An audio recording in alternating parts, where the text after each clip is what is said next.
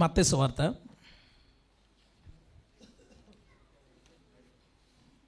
9వ అధ్యాయం 38వ వచనం నేను చదువుతానండి. 37 నుంచి చదువుతాను.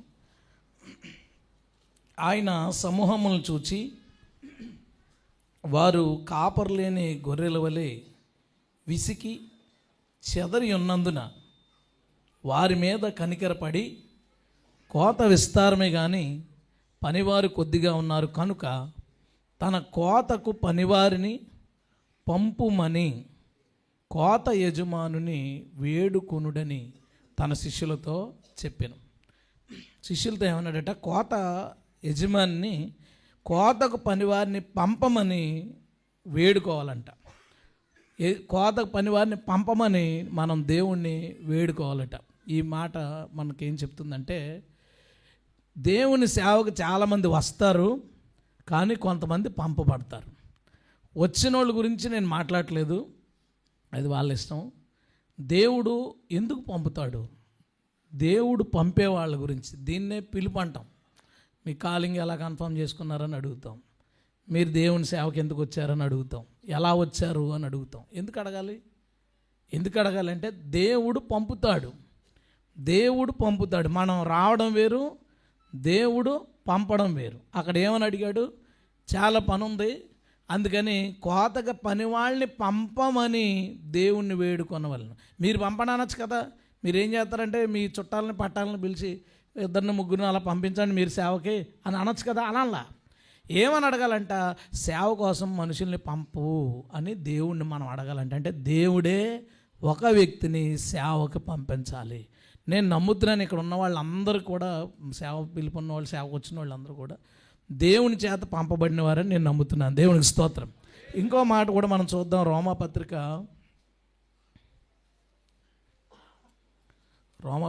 10వ అధ్యాయం. అక్కడ ఒక ప్రాసెస్ చెప్తున్నాడు పౌలు, రక్షణ గురించిన ఒక ప్రాసెస్ చెప్తూ అందరూ ఇలా మాట్లాడతాడు. 14వ వచనం, వారు విశ్వసింపని వానికి ఎట్లు ప్రార్థన చేతురు, వినని వాన్ని ఎట్లు విశ్వసింతురు, ప్రకటించువాడు లేకుండా వారు ఎలా విందురు, ప్రకటించేవారు పంపబడని ఎడల ఎట్లు ప్రకటించుదురు అన్నాడు. వినుట వాళ్ళ విశ్వాసం కలుగుతుంది. వాళ్ళు వినాలంటే చెప్పేవాడు ఉండాలి కదా. చెప్పేవాడు ఉండాలంటే చెప్పడానికి దేవుడు వారిని పంపాలి కదా. చూడండి, పంపాలి. ప్రకటించేవారు ఉంటే సరిపోద్ది, కానీ ప్రకటించేవారు ఎవరై ఉండాలట. అర్థమైందన్న వచ్చును. ప్రకటించేవారు ఉంటే సరిపోతుంది, వాక్యం వెళ్ళిపోతుంది జనాల దగ్గర. కానీ ఆ ప్రకటించేవాడు ఎవరై ఉండాలంటే పంపబడినవాడు అవ్వాలి. దేవునికి స్తోత్రం. అతడు పంపబడిన వాడైతేనే దేవుడు అనుకున్నవి నెరవేర్చడానికి ఎక్కువ అవకాశం ఉంటుంది. అనుకోకుండా వచ్చారంటే మీరు పని చేయండి, మంచిదే. బట్ పంపబడ్డారా లేదా అనే కన్ఫర్మేషన్ చాలా అవసరం.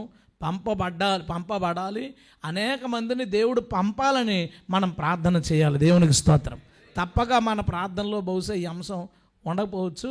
ఈ అంశం మనందరిలో ఉండాలి, మనందరి ప్రేయర్లో ఉండాలి. దేవా, ఎంతో పని ఉండిపోయింది, పని వాళ్ళని పంపించు బాబు, పని చేసేవాళ్ళని పంపించు, పని చేసేవాళ్ళు మా సంఘంలోంచి పంపించు, ఇంకా మాకు తెలిసిన వాళ్ళ మధ్య నుంచి పంపించు. ఎంతోమంది అవసరం అని మనం ప్రతిరోజు ఇక మీదట ప్రార్థన చేద్దాం. ఎందుకంటే ప్రభు ఆ ప్రార్థన చేయమని చెప్పాడు మనకు. దేవునికి స్తోత్రం. అయితే ఇంత ఈ లోకంలోకి ప్రభు మనుషుల్ని ఎందుకు పంపుతాడు, అసలు సేవకుల్ని ఎందుకు పంపుతాడు, పంపడం వెనకాల ఆయన ఉద్దేశం ఏంటి, అది ఈ సెషన్. ఇది చాలా షార్ట్ టైంలో చెప్పడానికి ప్రయత్నం చేస్తాను, మనకు లంచ్ బ్రేక్ ఉంది కాబట్టి. అయితే ఎందుకు దేవుడు మనల్ని పంపుతాడు, మనల్ని ఎందుకు పిలిచాడు, ఎందుకు సేవకు వెళ్ళమన్నాడు, దానికంటే ముందు అసలు ఎందుకు పంపడం చూద్దాం. దేవుడు మనల్ని ఎందుకు పంపడం, చాలా కొన్ని విషయాలు నేను మీకు షార్ట్గా చెప్తాను. జస్ట్ అందరూ సాధ్యమైతే నోట్ చేసుకోవడానికి ప్రయత్నించండి. ఎందుకు పంపడు అంటే, మొదటి విషయం, మనకి ఎంప్లాయ్మెంట్ ఇవ్వడం కోసం కాదు. సేవ అనేది ఎంప్లాయ్మెంట్ కాదు, కానీ జీతం ఇస్తాడు. సేవకుడికి జీతం ఇస్తాడు, కానీ ఎంప్లాయ్మెంట్ కాదు. మనం ఆల్రెడీ ఏదో చేసుకుంటున్నాం, మానేసి రమ్మన్నాడు, లేదా ఏం చేద్దామన్నా ఏం జరగనివ్వట్లేదు. పంపబడే వాళ్ళ లక్షణాల్లో ఇది ఒకటి. వాళ్ళు ఏం చేద్దామన్నా సక్సెస్ అవ్వదు. ప్రభు సేవ ఒకటి చూపిస్తాడు, వెళ్ళాలి వెళ్ళాలి వెళ్ళాలని చెప్తాడు. సో ఎటు వెళ్ళినా అన్ని డోర్స్ క్లోజ్ అయిపోతున్నాయంటే కొంచెం ఆలోచించండి, ఇది బహుశా నేను వెళ్ళే దారి ఇది కాదేమో. సేవ ఎంప్లాయ్మెంట్ కాదు, కానీ దేవుడు జీతం ఇస్తాడు. ఫస్ట్. రెండోది ఏంటంటే మీ వంశం యొక్క లెగసీని కంటిన్యూ చేయడానికి దేవుడు సేవకు పంపడు. అంటే మీ నాన్నగారు సేవకులు కాబట్టి నువ్వు ఆ లెగసీ కంటిన్యూ చేయాలి. చూడండి, పొలిటీషియన్ కొడుకు పొలిటీషియన్ అయిపోతాడు ఆటోమేటిక్గా, హీరో కొడుకు ఆటోమేటిక్గా ఎలా ఉన్నా సరే హీరో ఛాన్సెస్ వచ్చేస్తాయి. అలాగా నువ్వు సేవకుడు కాబట్టి లేదా మీ నాన్నగారు సేవకులు కాబట్టి ఆ లెగసీని కంటిన్యూ చేయడానికి దేవుడు ఒకరిని సేవకు పిలవడు.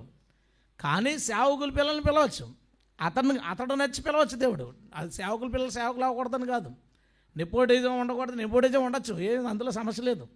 దేవుడు సేవకుడి యొక్క పిల్లల్ని సేవకు పిలిస్తే చాలా మంచిది, ఎందుకంటే చర్చ్ ముందు నుంచి అలవాటు కాబట్టి దాన్ని మేనేజ్ చేయడం అది ఈజీగా ఉంటుంది. దేవుడు అలా అనుకుంటే పిలుస్తాడు. కానీ ఇది వంశం సంబంధించింది కొనసాగించడానికి కాదు, ఆ వ్యక్తిని పిలాలంటే పిలుస్తాడు. సో ఇందాక చూడండి, ఎంప్లాయ్మెంట్ కాదు కానీ శాలరీ ఉంటుంది. నెక్స్ట్ ఏంటంటే వంశం కంటిన్యూ చేయడానికి, మీ లెగసీ కంటిన్యూ చేయడానికి దేవుడు ఎవరిని సేవకు పిలవడు, బట్ సేవకుల పిల్లల్ని పిలవడానికి అవకాశం ఉంది. 100% చాలు. నెంబర్ 3 ఏంటంటే గౌరవ మర్యాదలు పొందుకోవడానికి కాదు. దేవుడు మనల్ని సేవకు పిలిచేది వీళ్ళని చాలా గౌరవించబడాలి, ఈ వ్యక్తి చాలా మంచి పేరు తెచ్చుకోవాలి, అందుకు మాత్రం పిలవడం. ఆ గోల్స్ మనకు వద్దు. ఇప్పుడు ఇవి జరగడం వల్లనే సమస్యలన్నీ పైనుంచి కూడా. ఓ మనిషి ప్రతి నెలకి సిటీలో పెట్టుకుంటే మనకు డబ్బులు వస్తాయి, చర్చ్ పలానా పెట్టుకుంటే బాగుంటుంది, పలానా చోట చేసుకుంటే బాగుంటుంది. ఎలాగ మా నాన్నగారు పాస్టర్ గారు కాబట్టి మనం సేవలో దూరిపోయి ఉంటే దాన్ని మేనేజ్ చేసుకుంటే హ్యాపీగా బ్రతికేచ్చు, ఇలా జరిగిపోతున్నాయి. పంపబడాలి, దేవుడు ఆ వ్యక్తిని సెలెక్ట్ చేసుకోవాలి. సెలెక్ట్ చేసుకోవడానికి ఇవేవి కారణాలు కాదని చెప్తున్నాను.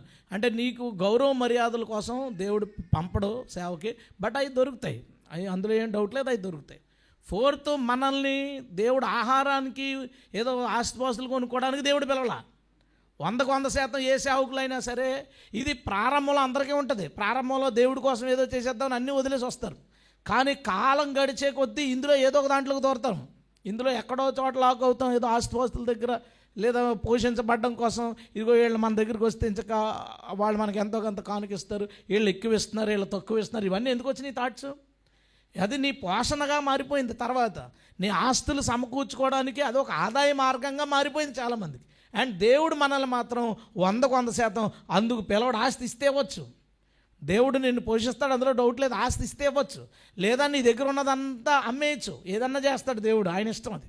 సో నిన్ను మాత్రం 100% అందుకు పిలవలేదు కాబట్టి మనం ఆ దృష్టి మన మైండ్లో పెట్టుకోవద్దు. నెంబర్ 5, నిన్ను సెలబ్రిటీగా చేయడానికి దేవుడు సేవకి నిన్ను పిలవడు. నిన్ను సెలబ్రిటీ చేయడానికి పిలవడు. అలాగని నువ్వు ఫేమస్ అవ్వకుండా ఉంటావా, నువ్వు తెలియబడకుండా ఉంటావు అంటే కాదు. నువ్వు తెలుస్తావు, అంతకంతకు ఇంకా తెలియచ్చు. పౌలు ఎవరో తెలుసు, పేతురు ఎవరో తెలిసింది. కానీ వాళ్ళు సెలబ్రిటీలు అవ్వడానికి దేవుడు పిలవలేదు. ఆ సెలబ్రిటీ థాట్ ఉందే, మనల్ని గుర్తించాలి, మనల్ని ఎవరో చూడాలి, మనల్ని పట్టించుకోవాలనేది దయచేసి రానివద్దు. ఎందుకంటే మనందరం ఏం ప్రయత్నం చేస్తున్నామంటే ఒక న్యూ క్రిస్టియానిటీ, ఒక న్యూ మినిస్ట్రీ, మంచి పరిచర్య. దేవుడు బైబిల్లో ఎలాంటి సేవ చెప్పాడో అలాంటి సేవ క్రైస్తవ్యంలో మళ్ళీ ఉధృతంగా ప్రారంభం అవ్వాలి. దేవుని శేషం ఉంది చేయట్లేదు అంటలేదు, శేషం ఉంది, అక్కడక్కడ మంచి సేవ జరుగుతుంది. కానీ ఉధృతంగా నిజాయితీ కలిగిన సేవ జరగకపోతే ఈ జరుగుతున్న ఈ ఫ్రాడ్ మినిస్ట్రీస్ అంతా అవి తప్ప మామూలు కనిపించవు.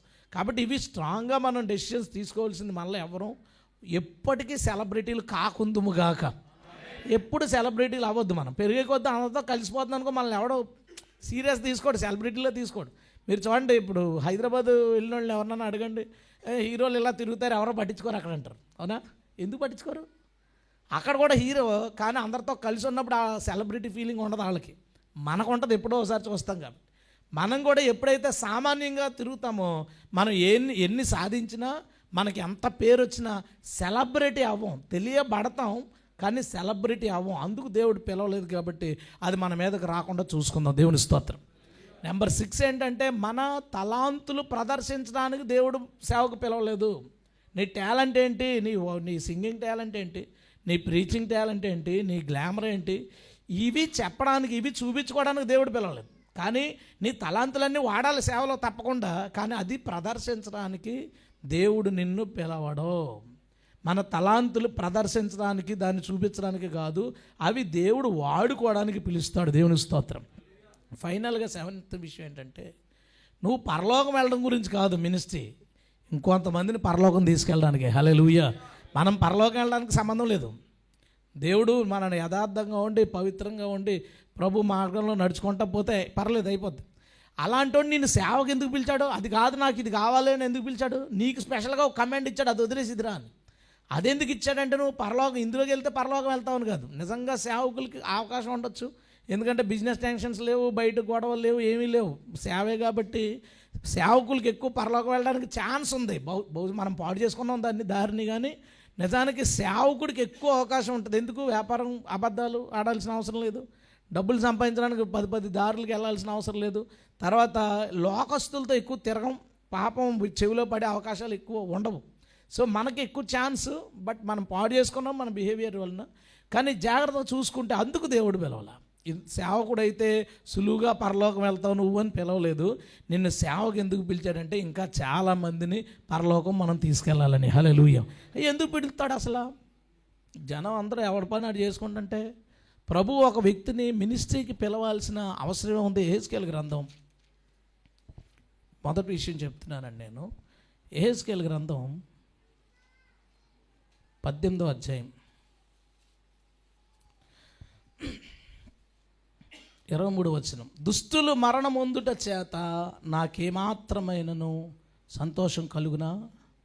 వారు తమ ప్రవర్తనను దిద్దుకొని బ్రతుకుటియే నాకు సంతోషం. ఇది ప్రభు అయిన యెహోవా వాకు. దుష్టులు మరణమొందుట నాకు సంతోషం కాదు, వారు తమ ప్రవర్తన దిద్దుకుని బ్రతుకుటియే నాకు సంతోషము. దేవుడికి ఓ బాధ ఉంది. పరలోకంలో ఉన్న ఈ సృష్టికర్తకి ఓ బాధ ఉంది. ఆ బాధ ఏంటంటే తన కళ్ళ ముందు మనుషులు దుష్టత్వంలోకి వెళ్ళి దుష్టత్వంతోనే చచ్చిపోతున్నారు, వాళ్ళు దుష్టులుగానే చనిపోతున్నారు. దేవుడు సేవకు మనల్ని ఎందుకు పిలిచాడు అంటే తాను సృష్టించిన ఈ మనుషులు దుష్టత్వంలో చచ్చిపోకుండా తమ ప్రవర్తన దిద్దుకుని మార్పును పొందడానికి. దేవునికి స్తోత్రం. మార్పుని పొందడానికి ప్రభు ఏం కోరుకున్నాడంటే వాళ్ళు అలా చచ్చిపోవడం నాకు ఇష్టం లేదు, వాళ్ళు తమ తప్పును దిద్దుకుని మారడం నాకు ఇష్టం అన్నాడు. ఎలా జరుగుతుంది? అది ఎవరి ద్వారా జరుగుతుంది? మనుషుల్ని మార్చే ఒక ప్రక్రియ చేయాలంటే ఆయనకు ఒక సమూహం కావాలి, ఆయనకు ఒక వర్క్ చేసే వర్కర్స్ కావాలి, ఈ పని చేయడానికి వర్కర్స్ కావాలి.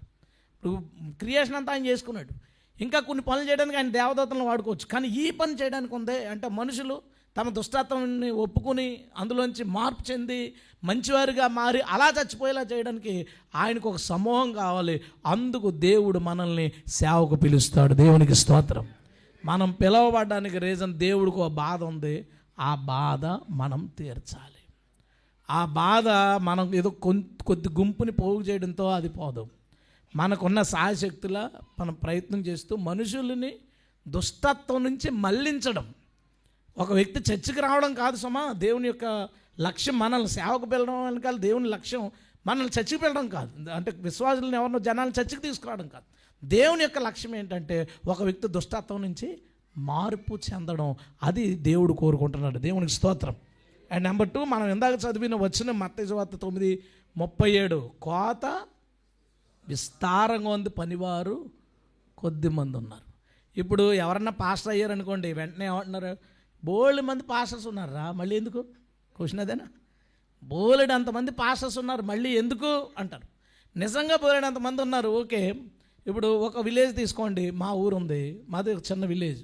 మా విలేజ్లో 12 చర్చిలు ఉన్నాయి. చిన్న ఊరు 12 చర్చిలు ఎందుకు రా అంటారు బయట వాళ్ళు, అంటే అంటారు. ఓకే, ఈ 12 చర్చిల్లో కలిపి 1000 మంది ఉన్నారనుకుందాం.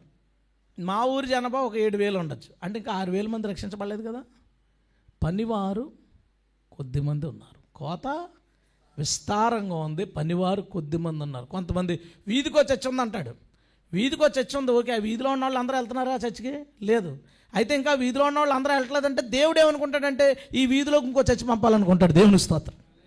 అది ఆయన ఆలోచన. అందుకే బైబిల్ ఇలాంటిది, అంతటా అందరూ మారు మనసు పొందారు. అంతటా ఏంటి? అందరూ అంటే సరిపోదు కదా, అంతటా అందరూ మారు మనసు పొందాలని ఎందుకు అన్నాడంటే, కోత చాలా విస్తారంగా ఉంది, పలానా ఏరియా ఉంది, ఆ ఏరియాకి వేరే క్యాస్ట్ అని రానివ్వరు. కానీ అంతటా అక్కడ వాళ్ళు కూడా రక్షించబడాలని కోరుకుంటున్నాడు దేవుడు.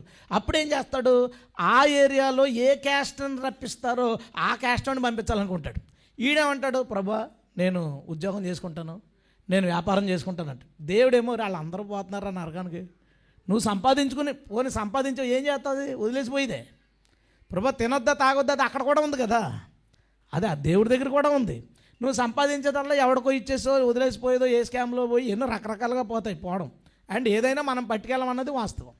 దేవుడు అంతటా అంటే అక్కడ వాళ్ళు కూడా రక్షించబడాలి. అక్కడ వాళ్ళు కూడా ఇప్పుడు ఆ ఏరియాలో 2 చర్చలు ఉన్నాయనుకున్నాం. ఆ క్యాస్ట్ వాళ్ళు 2 పాస్టర్లు వెళ్తుంది సేవ, వీళ్ళు ఎక్కడికి వెళ్ళరు కానీ అక్కడికి వెళ్తున్నారు. తర్వాత క్యాస్ట్ ఫీలింగ్ పోతుంది కానీ ముందు ఉంటుంది కదా వాళ్ళకి, రక్షించబడిన వాళ్ళకి. ఇప్పుడు ఒక వీధి ఉంది, ఆ వీధిలోకి సువార్త రానివ్వట్లేదు ఎవరో, అంటే ఎవడో గట్టిగా పట్టుకున్నాడు వాళ్ళని, యేసుప్రభు మీద వ్యతిరేకంగా ఉన్నారు. ఇప్పుడు దేవుడు ఏం చేస్తాడో తెలుసా, వీళ్ళ చుట్టాలు ఎవరితోనో మాట్లాడి నువ్వు వెళ్ళి ఆ వీధిలో పెట్టంటాడు. ఈ వీధిలో పెడతానంటే ఆ ఊర్లో పెద్ద పాస్టర్లు ఒప్పుకుంటారా? అసలు ఒప్పుకోరు. ముందు ఫస్ట్ ఆర్ఎస్ఎస్ వాడు కాదు అడ్డుపడి, వీడు అడ్డుపడతాడు. ఆడికి చాలా టైం పడుతుంది. ఆర్ఎస్ఎస్ వాడికి ఇంట్లో పెట్టాలి, గొట్టాలు పెట్టాలి, అప్పుడుకో తెలుస్తుంది ఆడికి విషయం. ఈయనకి ఏంటంటే మన వాళ్ళకి వాసన తెలిసిపోద్ది, ఎవడో వచ్చాడు కొత్తడు, ఈ ఊరుకోడు రానివాడు. ఎందుకు మేము ఉన్నాం కదా అంటాడు. నువ్వు ఉన్నావు కానీ ఆ ఇంట్లోకి నువ్వు వెళ్ళలేవు, ఆ ఇంట్లోకి వెళ్ళగలేవాడు కావాలనుకుంటాడు. దేవుడు ఆలోచన మన ఆలోచనకు తేలుతాడు.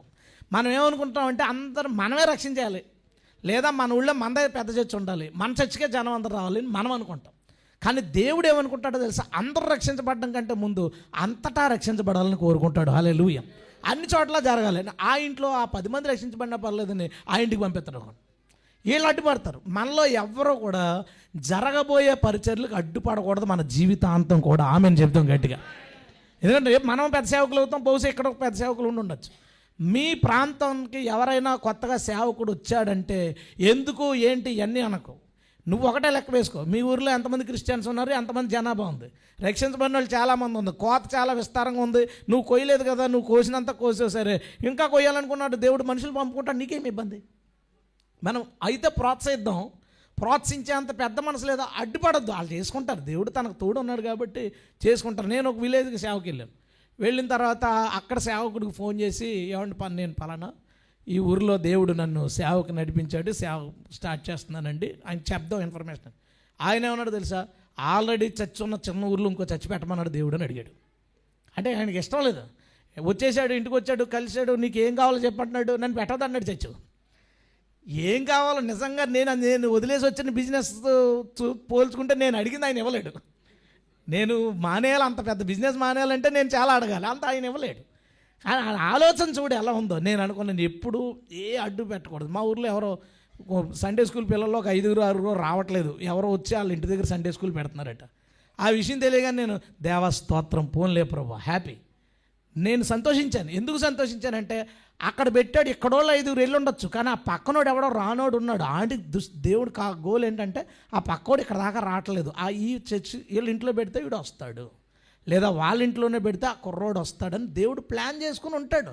ఎందుకంటే దేవుడు ఈ వ్యక్తి రక్షించబడాలని దేవుడు బాధపడతాడు ఆ వ్యక్తి కోసం. నాకు లేదు కదా ఆ వ్యక్తి కోసం బాధ, దేవునికి ఉంది. సో రెండో విషయం తప్పకుండా మనం గుర్తుపెట్టుకోవాల్సింది, అంతటా రక్షించబడాలనుకుంటున్నాడు కాబట్టి, అంతటా అందరూ రక్షించబడాలనుకుంటున్నారు కాబట్టి దేవుడు మనల్ని పిలిచాడు. దేవునికి స్తోత్రం. ఎక్కువ మీ సొంత ఊర్లు ఉన్నాయనుకోండి, ఇప్పుడున్న పరిస్థితుల్లో మన సొంత ఊర్లోకి ఎవడు రానివాడు, బయట రానివ్వట్లేదు. కానీ మన సొంత ఊరు, మన అమ్మమ్మ గారి ఊరు, మన సొంత ఊరు అనుకోండి, అక్కడ సేవ పెడుతుంటే దాన్ని అడ్డు పెట్టేవాడు ఎవడో ఉండడు. ఎందుకు, మనకు అక్కడ స్థానబలం ఉంది. అలాగని నీకు ఈ స్థానబలం ఉంది కదా అక్కడ పెట్టమంటలేదు నేను, దేవుడు అలా ప్లాన్ చేసుకుంటాడు.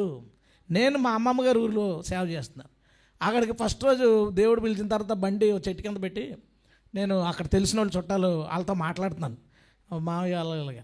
ఆ బండి మీద స్టిక్కరింగ్ ఉంటుంది, యేసుక్రీస్తు వాక్యం చూసి ఒక అతను, ఎవడరా క్రైస్తవుల బండి మన ఊరు చెట్టు కింద పెట్టాడని అడిగాడు. ఆ ఊరు చెట్టు కింద కూడా క్రైస్తవుల బండి పెట్టకూడదు, ఆ ఊరిలో ఆలోచించబడి. నాదే అన్నాను, ఓ రే నువ్వా అని పోయాడు. ఎందుకు, నేను మా అమ్మమ్మ గారి ఊరు కదా అది. ఇంకా అక్కడి నుంచి నేను వీధుల్లో కూటాలు పెట్టినా ఏం పెట్టినా ఎవడేమందా అనుకున్నా మొఖాలు, నా మొహం అతనికన్నా తెలుసు, అతని మొఖం నాకన్నా తెలుసు, అందరూ చుట్టాలు అవుతారు, చిన్న విలేజ్ కదా. దానివల్ల నాకు ఏ ప్రాబ్లం లేదు. నేను చాలాసార్లు ముందు 2 వారాలు నేను ఒప్పుకోలేదు. ప్రభా, నేను విలేజ్ గేట్ ఇంత పెద్ద బిజినెస్ వదిలేసి నన్ను ఎక్కడో సిటీకి పంపించని అడిగాను. అడిగితే నేను అదే నువ్వు అక్కడికి వెళ్ళాలని 3 సార్లు, మూడోసారి గట్టిగా చెప్పాడు, భయం వేసి వెళ్ళిపోయాను. కొన్ని రోజులకి నాకు అర్థమైంది, నేను కాకుండా ఎవడన్నా వెళ్తా ఊర్లో ఉండనివర్రా బాబు, అందుకు నన్ను పంపించాడు. దేవుని స్తోత్రం.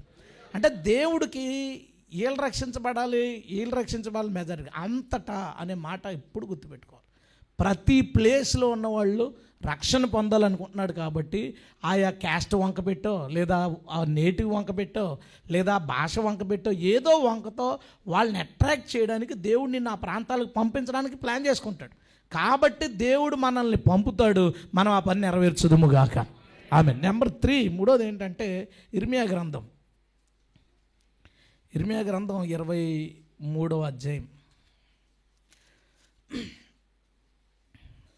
23వ అధ్యాయం మొదటి నుంచి నేను చదువుతాను చూడండి. యెహోవా వాక్కు ఇదే, నా మందలో చేరిన గొర్రెలను నశింపచేయుచు చెదరగొట్టు కాపరులకు శ్రమ. ఇశ్రాయేలు దేవుడైన యెహోవా తన జనులను మేపు కాపర్లు గూర్చి ఇలా చెప్పుచున్నాడు, మీరు నా గొర్రెలను గూర్చి విచారణ చేయక నేను మేపుచున్న గొర్రెలను చెదరగొట్టి పారదోలారు. ఇదిగో మీ దుష్క్రియలను బట్టి మిమ్మల్ని శిక్షించబోచున్నాను. ఇదే యెహోవా వాక్కు. మరియు నేను వాటిని తోలివేసిన దేశములన్నిటిలో నుండి నా గొర్రెల శేషమును సమకూర్చి తమ దొడ్లకు వాటిని రప్పించెదను అని అవి అభివృద్ధి చెంది విస్తరించును. నేను వాటి మీద కాపురులను నియమించెదను. ఇక మీదట అవి భయపడకుండాను బెదరిపోకుండాను వాటిలో ఒకటైనను తప్పిపోకుండాను వీరు నా గొర్రెలను మేపెదరు. ఇదే యెహోవా వాక్కు. దేవునికి స్తోత్రం. ఇక్కడ ఏం చెప్తున్నాడంటే, దేవుడు ఆల్రెడీ కాపర్లు నియమించాడంట. కాపర్లు ఏం చేస్తున్నారంటే మంద గురించి విచారణ చేయడం మానేశారంట. ఎందుకంటే కాపర్లు చాలా బిజీ. ఎలక్షన్లు పెట్టుకోవాలి, ఫెలోషిప్ ఎలక్షన్లు పెట్టుకోవాలి. మనం ఓడిపోతే ఫెలోషిప్ను మొక్కలు చేయడానికి బోల్డ్ రోజులు తిరిగి పాస్టర్లంతా తిప్పి ఫెలోషిప్ మొక్కలు చేయాలి. తర్వాత మన ఆధిపత్యాన్ని చెలాయించుకోవడానికి ప్రయత్నం చేయాలి, లేదా సైట్లు కొనుక్కోవాలి. నేను బిజినెస్ చేసేటప్పుడు, కన్స్ట్రక్షన్ బిజినెస్ చేసేటప్పుడు పాస్టర్లు నేను క్రిస్టియన్ నిజాయితీగా చేస్తానని పాస్టర్లు నా దగ్గర రావడం, ఏమన్నా సైట్ ఉంటే కొనిపించండి. నేను ఎందుకంటే చర్చి కట్టడానికి కానీ నా ఉద్దేశం, ఎందుకంటే పిల్లలకు ఉంటుందనండి. ఎలాగా ఆస్తులు కొనుక్కుంటారో నాకు తెలీదు. అంటే ఆస్తులు కొనాలి, దాచుకోవాలి, బిజీగా ఉన్నారు. బిజీగా ఉండి వాళ్ళు ఏం చేశారంటే సంఘాన్ని పట్టించుకోలేదంట. కొందరు ఏం చేశారంటే దారి తప్పించేశారంట. కొందరు వాళ్ళకి నచ్చిన మార్గంలో చర్చిని నడిపించుకుంటూ పోతున్నారట. అందుకని దేవుడు ఏమంటున్నాడంటే, నేను ఈ పాడైపోతున్న మందలను మళ్ళీ బాగు చేసి మళ్ళీ నా మార్గంలో నడవడానికి భయమేమీ లేకుండా అవి సంతోషంగా తమ జీవితాన్ని గడపడానికి నేను కొత్త కాపర్లను నియమించదను. దేవునికి స్తోత్రం. మరొక రీజన్ దేవుడు కాపర్లను నియమించడానికి ఇంకొక కారణం ఏంటంటే, ఆల్రెడీ సేవ చేస్తున్న చాలా సేవలు పాడయ్యి ఆ సేవలు ఏం చేసింది అంటే విశ్వాసుల్ని లాక్ చేసి పెట్టేశారు. అందులో పాస్టర్లు ఉన్నారు, బయటికి రానివ్వరు. అందులో తలాంతులు ఉన్న వాళ్ళు బయటికి రానివ్వరు. అందులో పాపులు ఉన్నారు, వాళ్ళు మారనివ్వరు. వాళ్ళు ఎక్కడికి వెళ్ళనివ్వరు, వీళ్ళు మార్చరు. అలాగా సంఘాలను పాడు చేశారట. అందుకని దేవుడు అంటే ఈ కారణం కూడా ఉంటుంది. ఏ కారణం? రక్షించబడిన ప్రజల్ని వాళ్ళు బాగు చేయట్లేదు, దారి తప్పిస్తున్నారు. అందుకని వాళ్ళని బాగు చేయడానికి దేవుడు కొత్త కాపర్లు నియమిస్తాడు. దేవునికి స్తోత్రం. నాకు తెలిసిన ఒక బ్రదరు మేబీ 5 years అవుద్ది అనుకుంటా, సేవకి వెళ్ళాడు. వెళ్ళి ముందు తను మాట అన్నాడు ఏంటంటే, అన్న వేరే చర్చి నుంచి ఎవరైనా మా చర్చికి వస్తే నేను రానివ్వను అన్నాడు. అని అడిగాను. అంటే నాకు ఇష్టం ఉండదు, ఎవరో చర్చ్ మెంబరు, ఎవరో రక్షించిన పర్సన్ నా దగ్గర రావడం అనేది నాకు చాలా ఇన్సల్ట్గా అనిపిస్తుంది. కాబట్టి నేనే సువార్త చేసి రక్షించుకుంటాను. నువ్వెందుకు అలా అనుకున్నావు? మనం ఎందుకు అలా ఎందుకు అనుకున్నావు? నువ్వు లాగొద్దు, ఏ చర్చిలోంచి ఎవరిని లాగొద్దు. ఒకవేళ దేవుడు ఎవరినన్నా నీ దగ్గరికి పంపాలనుకున్నాడు అనుకో, నువ్వు వద్దనొద్దు అన్నాను. లేదన్నా అలా చేయను అన్నాడు. అఫ్కోర్స్ ఆయన మినిస్టర్ ఆయన చేసుకున్నాడు. ఇలాంటి అభిప్రాయం ఎవరికన్నా ఉంటే దయచేసి ఆ అభిప్రాయాన్ని తీసేయండి. నువ్వు ఏ చర్చి నుంచి విశ్వాసిని లాగడానికి అస్సలు ఏ ప్రయత్నం చేయొద్దు. ఈవెన్ నువ్వు ఒక యూత్ మీటింగ్ పెట్టావు, ఆ యూత్ మీటింగ్ ఊర్లో వాళ్ళందరినీ యూత్ని పిల్లాలనుకున్నా, పిల్లడం వెనకాల కూడా విశ్వాసులను బలపరచాలి, యవనస్తులు బలపరచాలని తప్ప వీళ్ళందరూ వస్తే మన మెయింటెనెన్స్, మన పాటలు చూస్తే బయట వాళ్ళు అప్పుడప్పుడన్నా ఒకరు ఇద్దరన్నా వస్తారులే అనే ఉద్దేశంతో వద్దు. అసలు ఆ ఉద్దేశం అసలు మనసులో మూలన కూడా రానివద్దండి. అది చాలా పెద్ద తప్పు. నీ మేరలో నువ్వు పనిచేయి. దేవుడు నీ దగ్గరికి ఎవరినన్నా పంపించేస్తే, ఆ చర్చిల నుంచి దేవుడు ఎవరినన్నా పంపించేస్తే ఏం మాట్లాడుకో, కామ్గా వాళ్ళు వస్తే రానివ్వు, వాళ్ళు వెళ్ళిపోతే పోనివ్వు.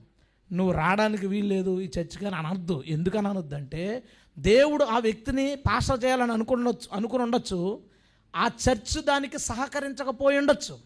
అందుకని నువ్వు ఒకవేళ అతను తయారు చేస్తావు, నీ దగ్గరికి పంపుతుండొచ్చు. నువ్వెవడో కాదనడానికి నువ్వు పని మనిషిని పెట్టుకున్నావు ఇంట్లో. పని మనిషిని పెట్టుకున్న తర్వాత ఆ పని మనిషి వస్తా బీరకాయ కూర వండుదాం అనుకుంది ఇంట్లో. నువ్వు చిక్కుడుకాయ కూర తెచ్చావు, నేను వండండి నాకు బీరకాయలు దాన్ని అంటదా? పనోడు అయ్యా నువ్వు. మన అందరం ఎవరం దేవుడు పనికి నిర్ణయించబడిన వాళ్ళు. దేవుడు ఎవరిని చూసుకోమంటే వాళ్ళని చూసుకోవడమే. దేవుడు ఏ పని చేయమంటే ఆ పని చేయడమే. ఎట్టి పరిస్థితుల్లో రిజెక్ట్ చేయొద్దు, ఎప్పుడు ఆశించొద్దు, ఎప్పుడు నీ మనసులో మూలన కూడా ఆశించొద్దు. ఇప్పుడున్న పెద్దోళ్ళు అందరూ చేసిన పని అదే కదా. ఇదిగో పలానా దైవజనులు 20,000 మంది, ఇదిగో చర్చి పెట్టి 6 నెలలు అయిందంటే 20,000 మంది సంఘం ఉంది. Very good. ఎవరు 20,000 మంది? ఆ 20,000 మంది ఎలా వచ్చారంటే ఎప్పటి నుంచో నువ్వు ఆల్రెడీ గేల వేసి నువ్వు పేరు సంపాదించి పెద్ద ఫీల్డ్ తెచ్చి అక్కడ పెట్టావు, జనాలు అందరూ వచ్చారు.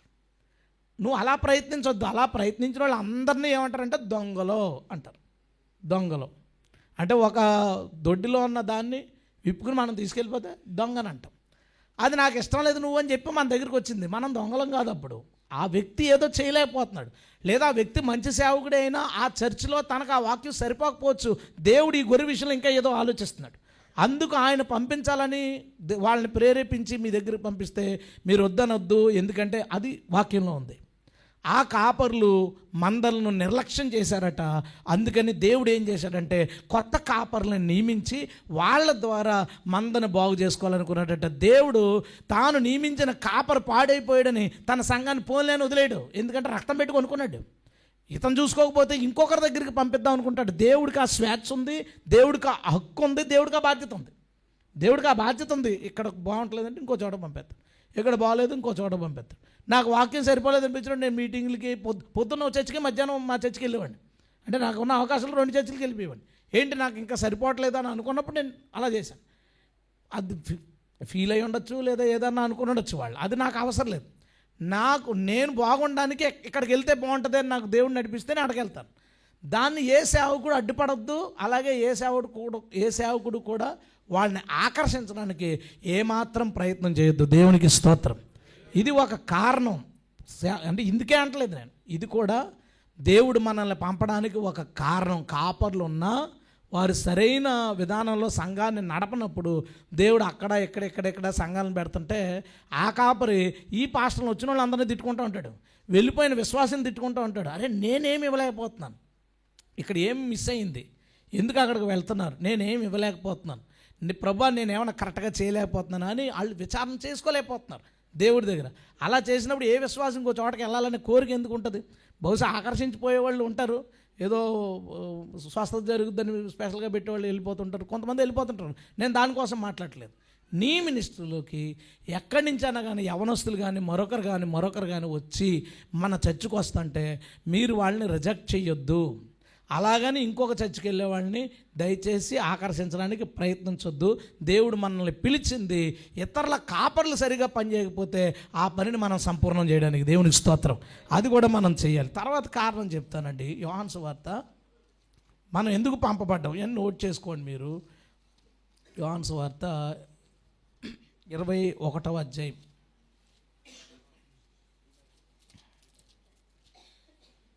ఇక్కడ చూడండి 15వ వచనం నుంచి, వారు భోజనము చేసిన తర్వాత పేతురుని చూసి అన్నాడు, యోహాను కుమారుడైన సీమోను, వీరికంటే నీవు నన్ను ఎక్కువగా ప్రేమిస్తున్నావా అని అడుగుగా అతడు, అవును ప్రభువా, నేను నిన్ను ప్రేమించుచున్నానని నీవే ఎరుగుదు అన్నాడు. యేసు అన్నాడు అందుకు, నా గొర్రె పిల్లల్ని మేపుమని చెప్పాను. తర్వాత మళ్ళీ ఆ ప్రశ్న అడిగాడు, నేను నిన్ను ప్రేమిస్తున్నాను ప్రభువా అని చెప్తే ఆయన, నా గొర్రెలను కాయమని చెప్పాను. మూడోసారి సీమోను నువ్వు నన్ను ప్రేమిస్తున్నావా అని అడిగాడు. అందుకు మూడోసారి కూడా ఆ మాట అన్నందుకు అతను వ్యసనపడి సమస్తము ఎరిగినవాడు నిన్ను ప్రేమించున్నాను నీవే ఎరుగుదు అని ఆయనతో చెప్పగా, నీవు నా గొర్రెలను మేపుము అని చెప్పాడు. మనం ఎందుకు పిలవబడతాం? ఒక కాపరి ఎందుకు పిలవబడతారంటే ఇక్కడ 3 విషయాలు చెప్పాడు. మొదటి విషయం ఏంటంటే గొర్రె పిల్లల్ని మేపడం కోసం. రెండో విషయం ఏం చెప్పాడంటే గొర్రెల్ని కాయడం కోసం. మూడో విషయం ఏం చెప్పాడంటే గొర్రెల్ని మేపడం కోసం. అంటే పాస్టర్గా నిన్ను ఎందుకు పిలిచాడు దేవుడు? అసలు పాస్టర్ అనే మాటకు అర్థమే పచ్చిక గల చోట్లకి తోలేవాడు. పాస్టర్ అనే మాట లాటిన్ పదం. ఆ లాటిన్ మాటకు అర్థం ఏంటంటే పచ్చిక ఉన్న చోటకి తోలేవాడు. అయితే నీ పని ఏంటి? మనం ఎందుకు పిలవబడ్డామంటే గొర్రె పిల్లల్ని మేపాలి. అంటే కొత్తగా చర్చికి వస్తారు, వాళ్ళకి పాల వంటి వాక్యం తప్ప వాళ్ళకి పెద్దది అర్థం అవుతుంది. వాళ్ళు ఉంటారు మన చర్చిలో, సీనియర్లు ఉంటారు మన చర్చిలో. ఈ గొర్రెల్ని మేపడం నీ పని. అందుకు దేవుడు నేను పిలిచాడు. ఇదిగో సీమోను నువ్వు నన్ను ప్రేమిస్తున్నా, ఎస్ ప్రేమిస్తున్నా, అయితే వాటిని మేపు.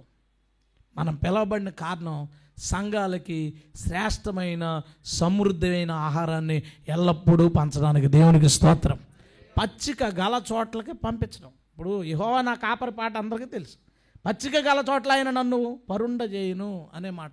కాపరి చేయాల్సిన బాధ్యత ఏంటంటే పచ్చిక దగ్గర గొర్రెల్ని పెట్టాలి. ఎంత కావాలంటే అంత తిను, ఎంత కావాలంటే అంత తిను. సేవకు వచ్చిన కొత్తలో వాకింగ్ చెప్పడానికి మెసేజ్ ప్రిపేర్ అవ్వడానికి చాలా ప్రేయర్ చేసుకుని సిద్ధపడి అది చదివి ఇది చదివి బోల్డ్ ఉంటుంది. ఇంకా సీనియర్లు అయిపోయిన తర్వాత 1 సంవత్సరం 2 సంవత్సరాలు 3 సంవత్సరాలు అయిపోయిన తర్వాత పస్స తగ్గిపోద్ది. అంటే దాని మీద కూర్చోట్లే. ప్రభు ఏం చెప్పను సంఘానికి, ఏమివ్వను సంఘానికి, ఏం కావాలి ఇప్పుడు, విశ్వాసులకు ఏం అవసరం ఉంది, పరిస్థితులను బట్టి ఏం అవసరం ఉందని దేవుణ్ణి అడగట్లేదు. నీ డ్యూటీ ఏంటో తెలుసా? గడ్డి కొయ్యి తీసుకెళ్ళి వాటికి మేతాయి. మోకాళ్ళ మీద గడ్డి కొయ్యడం, పోడియం దగ్గర నిలబడి వాటికి మేతేయడం. దేవునికి స్తోత్రం. ఇది నీ డ్యూటీ, మర్చిపోకు. ఎప్పుడు నీ ప్రసంగం తగ్గిపోకూడదు. వాళ్ళకి కావాల్సిన ఫుడ్ అందకుండా ఉండకూడదు. అది ప్రెజరే నిజంగా ప్రెజరే. ప్రతి ఆదివారం మెసేజ్ చెప్పాలి, ఫ్రైడేస్ మెసేజ్ చెప్పాలి, ఇదంతా మనకి ప్రెజరే కావచ్చు. కానీ నీ డ్యూటీ అది. దేవుడు నిన్ను పిలిచిందే అందుకు. పేతురు నువ్వు నన్ను ప్రేమిస్తున్నావు, అవును ప్రేమిస్తున్నాను, అయితే నా పదవి తీసుకో అన్నాడా? పదవి తీసుకోవాలా? ఏమన్నాడు? నా గొర్రె పిల్లల్ని మేపు అన్నాడు, నా గొర్రెలు మేపు అన్నాడు. వీటికి ఫుల్గా మేత పెట్టడంతో పాటు ఎడిషనల్ డ్యూటీ ఏంటి? ఏ తోడేళ్ళు వచ్చి దీన్ని పట్టుకుని లాక్కుపోకుండా కాపలా. ఇంత మేత మేపి ఆడికి ఎందుకు పెడతాడండి? ఎవరన్నా పెడతారు అట్లాగా? మేత మేపి గొర్రెలను తీసుకెళ్ళి వాడికి ఇస్తామా? ఈరోజు జరుగుతుంది ఏంటి? ఎక్కడ చూసినా కల్ట్స్. ఎన్ని మీటింగ్స్ పెట్టాల్సిన అవసరం? ఏ మూలకి వెళ్ళినా కల్ట్స్. ఇవన్నీ ఎందుకు వచ్చినాయి అంటే కాపరి వీటికి మేత పెడుతుండొచ్చు కానీ కాపలాగా ఇట్లేదు. అయితే నీ డ్యూటీ ఏంటంటే ఫుడ్ పెట్టడం. వీటి మీదకి ఎవడన్నా అవుతున్నాడు. వీటికి ఏం పని ఉందండి? పాస్టర్లకే సేవకు వచ్చినడికి ఏం పని ఉంది? నాకు తెలియదు ఏం పని ఉంది. మనం ఏమైనా వ్యవసాయానికి వెళ్ళాలా, వ్యాపారానికి వెళ్ళాలా, ఆఫీసులో కూర్చొని ఎవరికైనా పని చేయాలా? ఇంకేం పని ఉంది సేవకుడికి? నన్ను ఎవరైనా వాళ్ళ ఖాళీ ఉందంటే నాకు పని ఏముంది? దేవుడి పనే నా పని. అది ఎక్కువైపోతే బిజీ అవ్వచ్చు అంతే తప్ప సేవకుడికి ఏ పని లేదు, ఏ పని పెట్టుకోవద్దు. అలా కాదండి, చుట్టాలు పెళ్ళి, ఆ రోజు అక్కడికి వెళ్ళాలి, తర్వాత ఈరోజు ఎక్కడికి వెళ్ళాలి. కాదు, మన ఎవ్వరికీ సెలవులు లేవు. దేవునికి స్తోత్రం. పాస్టర్కి ఏ రోజు సెలవు? ఏ రోజు పని లేకపోతే ఆ రోజే సెలవు. పని లేదంటే ఆ రోజు సెలవు, అంతే. ఆ సెలవుకు నువ్వు ఏం చూసుకుంటే చూసుకో. పని ఉందా ఆ రోజు నువ్వు డ్యూటీ చేయి. రిటైర్మెంట్ ఎప్పుడు అంటే చచ్చిపోవాలి. మాటన్నా పడిపోవాలి, ప్రసంగం చేయడానికి లేకుండా, రాయడానికి లేకుండా, చేతులన్నా పడిపోవాలి. ఏదో పార్ట్ పని చేస్తే దాంతో చేయొచ్చు. మనం చెయ్యి పని చేస్తే రాయొచ్చు, నోరు పని చేస్తే ప్రీచ్ చేయొచ్చు. ఇంక ఈ 2 పడిపోయి అనుకోండి, అప్పుడు ఇంకా నీకు రిటైర్మెంట్, లేదా చచ్చిపోతే రిటైర్మెంట్. మనకు సెలవులు లేవు, రిటైర్మెంట్ లేదు. మరి ఏంటి మన పని అంటే ఈ గొర్రెలకి ఏం పెట్టాలి ఫుడ్, వీటిని ఎలాగ మనం సంరక్షించాలి, వీటికి ఎలా మనం ప్రొటెక్షన్గా ఉండాలి, వీటిని ఎలా డెవలప్ చేయాలి, స్పిరిచువల్గా వీటిని ఇంకా ఎలా డెవలప్ చేయాలి, ఎలాగ అన్నీ తెలిసిన వాళ్ళుగా చేయాలని సంఘం గురించి ప్రయాసపడి పాటలు పడడం ఉందే, దానికోసమే దేవుడు మనల్ని పిలిచాడు. దేవునికి స్తోత్రం. వదిలేశారు, సీరియస్నెస్ లేదు. చాలామంది వదిలేశారు, దాని గురించి పెద్ద పట్టించుకోవాలి. కొంతమంది అంటారు అంతే, ఇంకా డెవలప్ చేయాలంటే ఎలాగా, స్పిరిచువల్గా డెవలప్ చేయాలంటే ఎలాగా, జనాన్ని రప్పించడం ఎలాగని అడుగుతారు చాలామంది. అంటే ఉన్నవాళ్ళని స్పిరిచువల్గా ఎలాగ అభివృద్ధి చెందించాలి, ఎలాగ వాళ్ళకి స్పెషల్ ఫుడ్ పెట్టాలి, ఎలా విందాం, మంచి మెసేజ్లు వినండి, తెలుసుకోండి, వాళ్ళకి మంచి ఫుడ్ పెట్టండి. ఈ 3 డ్యూటీలు ప్రభు చాలా క్లియర్గా చెప్పాడు. కొత్త వాళ్ళకి మాట్లాడాలి, వాళ్ళకి ఆహారం ఇవ్వాలి, ఉన్నవాళ్ళుగా ఆహారం ఇవ్వాలి డెఫినెట్గా. అండ్ వీళ్ళని ఎవడో ఎత్తుకుపోకుండా మనం కాపాడాలి. ఈ బాధ్యతల కోసం దేవుడు మనల్ని పిలవడం జరిగింది. పేతురు రాసిన మొదటి పత్రిక తర్వాత విషయం అండి. పేతురు రాసిన మొదటి పత్రిక 5వ అధ్యాయం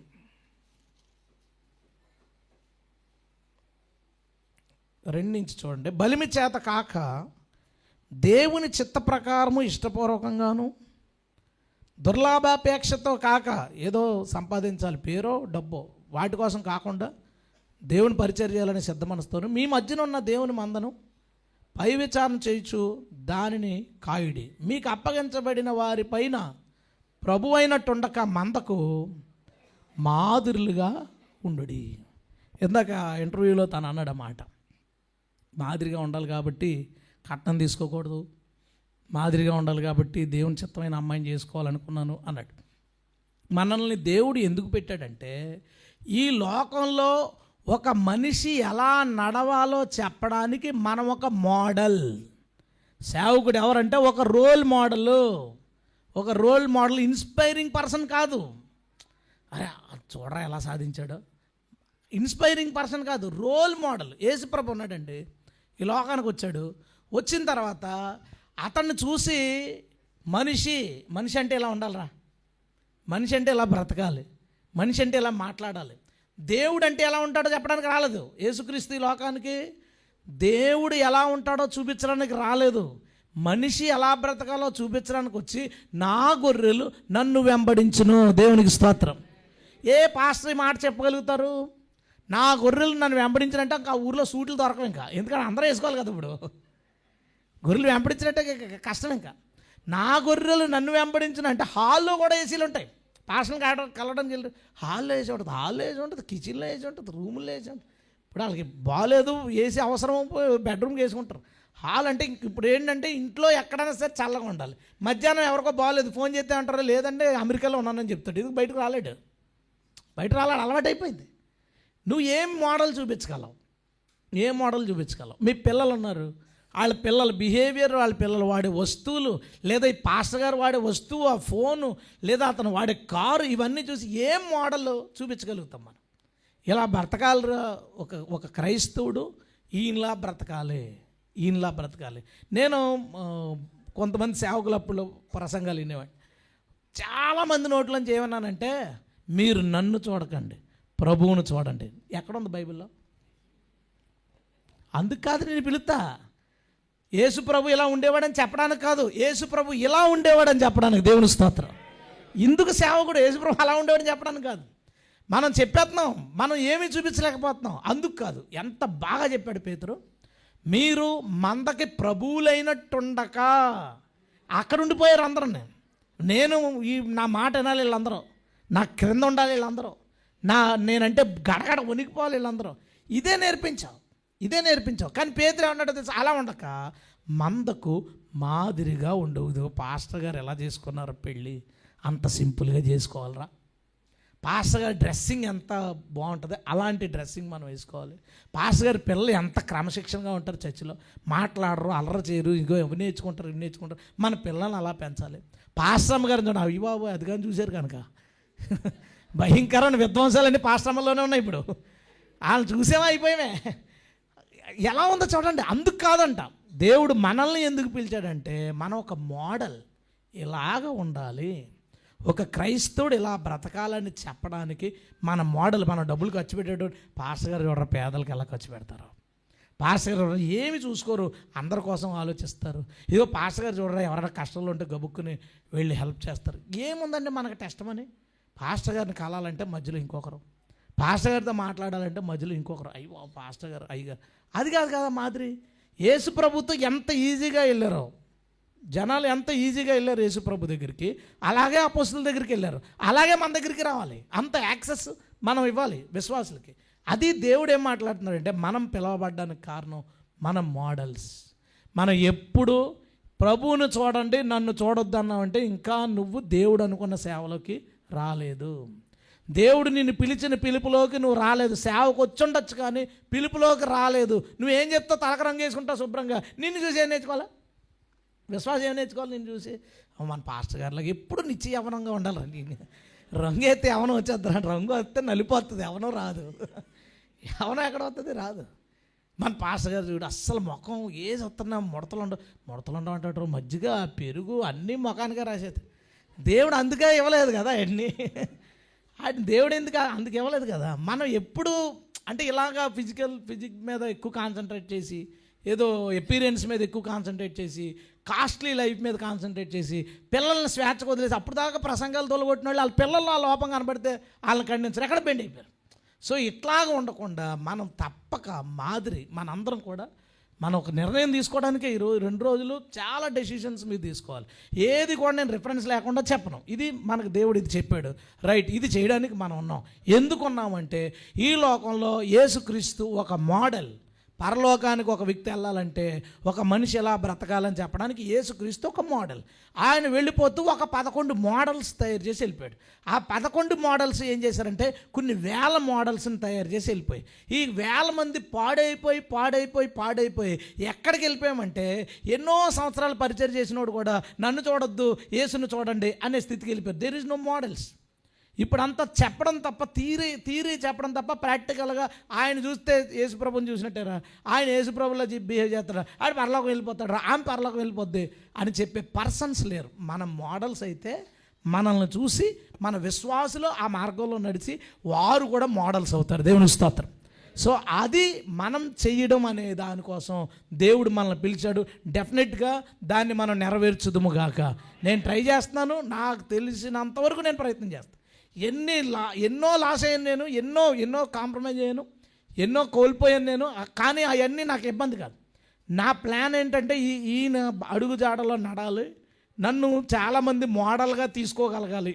ఈయనలాగా ఉండాలిరా, ఈయన బిహేవియర్ లాగా ఉండాలి అని చెప్పడం కోసం నేను చాలా ప్రయత్నిస్తాను. ఎందుకంటే ఒక మోడల్ వెంటనే మోడల్ ఆడు ఒక డ్రెస్సింగ్ మోడల్ కంటే బోల్డ్ అంత ఎక్సర్సైజెస్ చేయాలి, బోల్డ్ అంత ప్లానింగ్ ఉంటుంది, బోల్డ్ అంత ప్రిపరేషన్ ఉంటుంది. ఎన్నో సంవత్సరాలు ఒక వ్యక్తి ప్రిపరేషన్ అయితేనే ఆడు ఒక మోడల్ అవుతాడు ఎక్కడైనా సరే. అలాగే మన సంఘానికి మోడల్ అవ్వంటే చాలా సంవత్సరాలు మనల్ని మనం చెక్కుకోవాలి, కట్టుకొని మనం మోడల్స్గా ఉందుముగాక. దేవునికి స్తోత్రం. తర్వాత విషయం నేను మీకు చెప్తాను. కొరింథీయులు రాసిన మొదటి పత్రిక 4వ అధ్యాయం 19వ వచనం చూడండి. ప్రభు చిత్తం అయితే త్వరలోనే మీ వద్దకు వచ్చి ఉప్పొంగుచున్న వారి మాటలను కాదు, వారి శక్తినే తెలుసుకుందును. దేవుని రాజ్యం మాటలతో కాదు, శక్తితోనే ఉన్నది. దేవుని రాజ్యం ఎక్కడుందటండి? మాటలతో కాదు, శక్తితో ఉంది. మాటలతో దేవుని రాజ్యం తయారవదు, మాటలతో దేవుని రాజ్యం కట్టబడదు. దేవుని రాజ్యం దేంతో కట్టబడద్దు అంటే పవర్, శక్తితో కట్టబడదు. దేవుని స్తోత్రం. దేవుని రాజ్యం అంటే ఎందరు ప్రభువుని అంగీకరించి నీటి మూలంగా ఆత్మ మూలంగా జన్మిస్తారో వారే దేవుని రాజ్యం. అంటే ఒక వ్యక్తి నీటి మూలంగా ఆత్మ మూలంగా జన్మించాలంటే, అంటే వాక్యం విని మార్పు పొంది నీటి ద్వారా మారు మనసు పొంది నీటి ద్వారా జన్మించడం, పరిశుద్ధాత్మను పొందుకుని ఆత్మ ద్వారా జన్మించడం, అంటే 2 బాప్తిస్మాలు, 2 జన్మాలు, నీటి ద్వారా ఆత్మ ద్వారా. ఒక విశ్వాసి వాక్యం విని మారు మనసు పొంది నీటి ద్వారా, పరిశుద్ధాత్మను పొంది ఆత్మ ద్వారా బాప్తిసం పొందినప్పుడు, ఆత్మ ద్వారా తిరిగి జన్మించినప్పుడు అతడు దేవుని రాజ్యం అవుతాడు. ఈ కార్యం ఎలా జరుగుద్దంటే దేవుని పవర్ వల్ల జరుగుతాడు. దేవుని స్తోత్రం. ఇప్పుడు ఏమైందంటే, ఇప్పుడు అన్ని లెస్సలు ఎక్కువ కదా, అన్ని లెస్సలు, సీడ్లెస్ ఫ్రూట్స్, సీడ్లెస్ కూరగాయలు, పవర్లెస్ క్రిస్టియానిటీ. బట్ అది రాజ్యం కాదు, రాజ్యం అవదు. బుడబొక్కలకి బొడబొడ మాట్లాడే ప్రీచర్స్ ఎక్కువైపోయారు, తెగ మాట్లాడేస్తారు. పౌలు ఏమన్నాడు తెలుసా? నేను వస్తాను, నీ దగ్గర మాటలే ఉన్నాయో పవర్ ఏముందో చూస్తాను, శక్తిని కొలుస్తానన్నాడు. నిజంగా వచ్చి కొలిస్తే ఏంటి పరిస్థితి? నిజంగా వచ్చి కొలిస్తే, ఎందుకంటే దేవుని రాజ్యం మాటలో లేదు, శక్తిలో ఉంది. ప్రభు 3.5 సంవత్సరాలు ట్రైనింగ్ ఇచ్చాడు. ఎవరికి? అపోస్తులకి. 3.5 సంవత్సరాలు ఎన్ని ప్రసంగాలు ఎన్ని ఉంటారండి? పొద్దునంతా కాంగ్రిగేషన్తో ప్రసంగాలు, రాత్రి చీకటి పడిన తర్వాత పర్సనల్ ప్రసంగాలు. 3.5 సంవత్సరాలు బోలెడు అంత వాక్యం తెలిసింది వాళ్ళకి, అందులో ఏం డౌట్ లేదు. అయిపోయింది. ప్రభు వెళ్ళిపోయేటప్పుడు, మీరు బయటికి వెళ్ళి వాక్యం చెప్పడానికి అది మొదలు పెట్టకండి, మీరు వెళ్ళి ప్రార్థనలో ఉండండి, పైనుంచి శక్తి పొందేదాకా బయటికి రావద్దు. దేవునికి స్తోత్రం. వాక్యం ఉంది కదా, వెళ్ళిపోవచ్చు కదా బయటికి. వాళ్ళు వాక్యం తెలుసు కదా, వెళ్ళిపోవచ్చు కదా. అదే సమస్య. బైబిల్ కాలేజ్ నుంచి ఏం ప్రోడక్ట్ బయటకు వస్తుందంటే వాక్యం తెలిసిన ప్రోడక్ట్ బయటకు వస్తుంది. కానీ మాటల వల్ల రాజ్యం కట్టబడదు. సంఘాలు కట్టబడవచ్చు, చర్చిలు కట్టబడవచ్చు, మినిస్ట్రీలు, డినామినేషన్లు ఎన్నో కట్టబడవచ్చు. దేవుని రాజ్యం ఉందైతే అన్నిటి మధ్య హిడెన్గా ఆ ప్రజల్లో నీటి మూలంగా ఆత్మ మూలంగా జన్మించిన ప్రజ ఉందే, సంఘములో అంతర్లీనంగా ఉంది దేవుని రాజ్యం. ఆ రాజ్యం పవర్ నుంచి వస్తుంది. దేవునికి స్తోత్రం. మనం అందరం ఎందుకున్నామంటే పవర్ కలిగి మినిస్ట్రీ చేసి రాజ్యం కట్టుటకు. దేవునికి స్తోత్రం. దేవునికి రాజ్యం కట్టడానికి. ఆ రాజ్యం పవర్లో ఉంది కాబట్టి పైనుంచి శక్తి పొందేదాకా వెళ్ళొద్దు. కూర్చున్నారు, ప్రార్థన చేసుకున్నారు. ఎవరో అనొచ్చు, అదేట్రా మనం 3 సంవత్సరాలు బీటీహెచ్ చేసాం, ఇంకా లోపల కూర్చొని పవర్ అంటాడేటినా అనొచ్చు ఎవడో కూడా. దాంతో రాజ్యం కట్టబడదు, ప్రసంగం జరుగుద్ది అంతే. ఆ తర్వాత పరిశుద్ధాత్మ శక్తి పొందుకున్నారు, నిలబడ్డాడు. పేతురు ప్రసంగంలో ఏమంత అద్భుతాలు ఉండిపోయినాయండి. మంచి విషయాలు ఉన్నాయి, కాదంటలేదు. 3000 మంది బాప్తిజం పొందేసి అంత ప్రసంగం ఏముంది దాంట్లో? 3000 మంది బాప్తిజం పొందే అంత ప్రసంగం. ఏమన్నాడంటే, ఇదిగో ప్రభు పంపిస్తాడు, అతను మీరు సిలువ వేసి చంపారంటే కోపం రావాలి. కానీ కోపం రాలేదు. వాళ్ళకేంటో తెలుసా, హృదయంలో పొడబడి దుఃఖం వచ్చింది. ఎందుకంటే అతని ప్రసంగం శక్తితో వచ్చింది బయటికి. హల్లెలూయా. అతని వాక్యానికి శక్తి తోడైంది. అతని మాటకు దేవుని బలం తోడవడం వలన జనాల హృదయంలో మార్పు మొదలైంది. అక్కడి నుంచి మినిస్ట్రీ ప్రతి ఒక్కరు ఇదిగో మరి మినిస్ట్రీ చేయాలి, బీదలకి చూసుకోవట్లేదని ఫీల్ అవుతున్నారు, విధవరాలు ఫీల్ అవుతున్నారంటే అయితే మంచి ప్రేమ ఉన్నవాడిని తీసుకురండి, కనికరం ఉన్నవాడిని తీసుకోండి, జాలి కలిగిన తీసుకురండి అనలేదు. దేవుని జ్ఞానంతోనూ శక్తితో నిండుకున్నాడు. ఏంటి బీదలకు అన్నం పెట్టే మినిస్ట్రీ, బేదలకు వంట చేసే మినిస్ట్రీకి కూడా శక్తితో నింపడినోడు కావాలా? ఇదేంటి మన ప్రెసిడెంట్లు కూడా శక్తి లేని వాళ్ళు ప్రెసిడెంట్లు అయిపోయారు, శక్తి లేని వాళ్ళు బిషప్ల కింద ఉన్నారు. శక్తి లేని వాళ్ళు టాప్ 10 పాస్టర్స్లో 9 మంది శక్తి లేని వాళ్ళు ఉంటారు కదా. ఆదిమ సంఘంలో ఒకరిని వంటోడి కింద అపాయింట్ చేయాలన్నా సరే అతను దేవుని శక్తిగా అలవాడవాలి. దేవుని స్తోత్రం. ఇక్కడ వాడు ఏ కేటర్కి వెళ్ళిపోవాలన్నా పర్లేదు, అతని కింద 5-6 డిగ్రీలు ఎంఏ ఉంటుంది. డబుల్ ఎంఏ, ఒక ఎంఏ 2 సార్లు చదువుతారు, నాకు తెలియదు డబుల్ ఎంఏ గురించి. ఒకసారి బాగా చదివితే చాలు కదా. ఎంఏలు 2 డబల్ బీడీలు ఉంటాయి, డబల్ సిగరెట్లు ఉంటాయి, అన్నీ వరుసగా ఉంటాయి దాని. అంటే ఇవన్నీ ఉండాలి మనకి. ఇవన్నీ కనుక ఉందంటే అతను ఒక మంచి కేడర్లో ఉండడానికి అర్హుడు. అదే పేతురు అన్నాడు, పక్క తీసే పవర్ ఉన్నవాడు ఎవడరా అని అడుగుతాడు. నేను సార్ అని ఎవడో తలకమాసినోడు ఉంటాడు, మనకలాంటి చేయెత్తాడు, రారా నువ్వురా వంట చేయంటాడు. అందుకు అంటే దేవుని సంఘం ఎంత పవిత్రమైంది, దేవుని రాజ్యం ఎంత గొప్పదంటే సంఘంలో ఒక సామాన్యమైన పని ఒకరికి అప్పగించాలన్నా సరే వాళ్ళు దేవుని ఆత్మచేత నిండుకొని వారు అవ్వాలి. హల్లెలూయా. అలాంటిది సేవకుడనే ఉన్నతమైన పదవి, ఇంతకంటే పెద్ద పదవి ఏముందండి? ఒకడు ప్రెసిడెంట్ అవ్వాలన్నా సేవకుడే కదా అతను, ఒకడు బిషప్ అవ్వాలన్నా అతను సేవకుడే. క్రిస్టియన్ క్యాడర్లో అతి పెద్ద స్థాయి ఏదన్నా ఉందంటే అది కాపరి, ఒక పాస్టర్, ఒక ఎవాంజలిస్ట్ కాదు, ఇంకోటి కాదు, ఒక కాపరి. ఆ కాపరే అన్నీ నిర్వహించవచ్చు. అతి పెద్ద జాబ్ అది. అంత పెద్ద బాధ్యత శక్తి లేనోడు ఎట్లాగొచ్చి చేస్తాడు? శక్తి లేనోడు ఎట్లా చేస్తాడు? మీరు అందరూ కూడా శక్తికి ప్రధాన ప్రాధాన్యత ఇవ్వాల్సింది. ఎందుకంటే దేవుని రాజ్యం దాంతోనే కడతాం. దేవుని స్తోత్రం. రాజ్యం అక్కడే కట్టబడుతుంది. వాక్యం చెప్పావు, నీటి మూలంగా జన్మించాడు, ఆత్మ మూలంగా జన్మించాలి కదా. అది ఎట్లా జరుగుతుంది? అది నీ దగ్గర పవర్ ఉంటేనే అది అవుతుంది. యేసుక్రీస్తు ప్రేయర్ నేర్పించాడు కదా. పరలోక ప్రార్థన అంటారు చాలామంది, ప్రభు నేర్పిన ప్రార్థన అంటారు చాలామంది. ఏంటి? పరలోకమందున్న మా తండ్రి, నీ నామం పరిశుద్ధపరచబడును కాక, నీ రాజ్యం వచ్చింది కదా. శిష్యులు ఎప్పుడైనా ప్రార్థన చేసినట్టు చూసారా? ఎక్కడైనా? కొన్ని సంఘం ఎప్పుడైనా ప్రార్థన చేసినట్టు చూసారా? ఎక్కడైనా? అంటే మనం చేస్తాం, అది కాదు పక్కన. బైబిల్లో ఎవరైనా ప్రేయర్ చేశారా? చేయలే. ఎందుకు చేయలేదు? వారు ఈ ప్రేయర్ చేయలేదు, ఈ ప్రేయర్ని నెరవేర్చారు. దేవుని స్తోత్రం.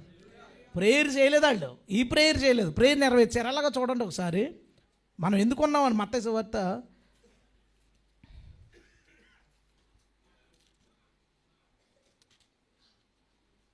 6వ అధ్యాయం కదా.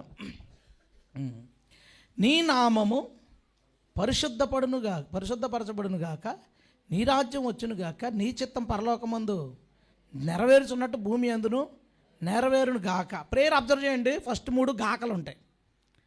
ఫస్ట్ 3 ఇలా జరగాలి, ఇలా జరగాలి, ఇలా జరగాలని కోరుకోండి. ఇంతకీ ఈ 3 కోరికలు ఎవరు చెప్పండి? దేవుడి నామం పరిశుద్ధపరచబడాలి. ఈ కోరిక ఎవరిదో తెలుసా? దేవుడిది. ఫస్ట్ కోరిక ఎవరిదే? నీ రాజ్యం వచ్చును కాక, దేవుని రాజ్యం రావాలి భూమి మీద. ఈ కోరిక ఎవరిదో తెలుసా? ఇది కూడా దేవుడిదే. నీ చిత్తం పరలోకం మందు జరిగినట్టు భూమి మీద జరుగును కాక, ఈ కోరిక ఎవరిదే? మొదటి 3 ఏంటో తెలుసా? దేవుడికి ఉన్న 3 కోరికలు తన శిష్యులకు చెప్తున్నాడు, ఇవి జరిగించాలి మీరు. మనం అంత అయిపోయింది కూడిక, అందరు లేకంటే పరలోకం మా తండ్రి నీ నామం పరిశుద్ధపరచు, ఒక్క నిమిషం ఆలోచించం దాని గురించి. దాంట్లో ఒక్క లైన్ నెరవేర్చాం, కానీ ఆ లైన్స్ 3 వాళ్ళు నెరవేర్చారు. దేవుడి నామానికి అవమానం కలిగింది, దేవుడి నామం అనేక చోట్ల దూషించబడింది. ఇప్పుడు దేవుడి కోరిక ఏంటో తెలుసా? నా నామం మళ్ళీ పరిశుద్ధపరచబడాలి. హల్లెలూయా. యెహోవా పేరు చెడ్డ చేశారు ఇశ్రాయేల్స్. ఏదిరా మీ యెహోవా రాజ్యం అన్నాడు, రాజ్యం ఏదన్నాడు ఇశ్రాయేల్ని? రాజ్యం లేదు, ఘనత లేదు, వాళ్ళకి ఆస్తులు లేవు, వాళ్ళ దేవాలయం లేదు. ఆఖరికి వాళ్ళు కట్టిన దేవాలయం పాడైపోతే ఇంకో దేవాలయం కట్టుకుంటే అది కూడా పాడైపోతే గవర్నమెంట్ బాగు చేసింది. హేరోదు బాగు చేయించాడు.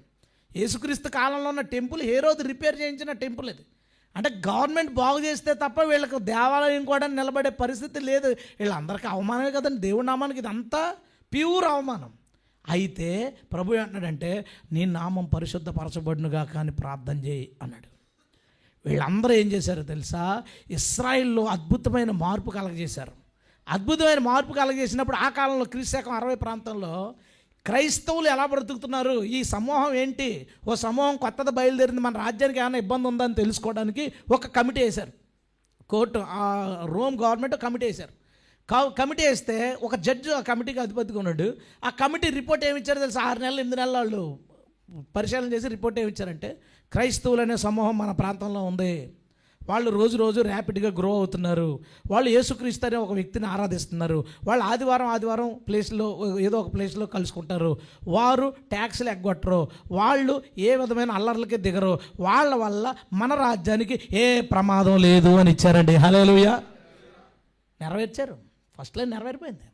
నీ నామం పరిశుద్ధపరచబడునుగాక అనే మాట నెరవేరిపోయింది. అతను ఏమనంటే క్రైస్తవుల వల్ల ఏ ప్రమాదం లేదు, క్రైస్తవులు అంతా మంచే చేస్తారు తప్ప చెడ్డ చేయరు అని ఘనత తెచ్చారు. ఆ ఘనత ఎక్కడ దాకా కొనసాగిందంటే నిన్న మొన్న మదర్ తెరీసా, విలియం కేరీ, మిషనరీలు అక్కడ దాకా కొనసాగింది. ఆ తర్వాత ఏమైందో తెలుసా? మన నెక్స్ట్ జరిగిన పరిస్థితి ఏంటంటే క్రైస్తవులు ఫారెన్ నుంచి డబ్బులు తెచ్చి ఆస్తులు కొనుక్కుంటారు. పిల్లల్ని స్కూల్ నుంచి రప్పించి ఇది హాస్టల్ అని చెప్పి ఫోటోలు తీసి డబ్బులు తెచ్చుకుంటారు. నలుగురికి చీరలు ఇచ్చి 400 మందికి ఇచ్చామని డబ్బులు తెచ్చుకుంటారు. పాస్టర్లను నడిపిస్తున్నామని చెప్పి పాస్టర్కి 1000 రూపాయలు ఇస్తారు, కానీ వీళ్ళకి 2000 వస్తాయి పాస్టర్ పైనుంచి.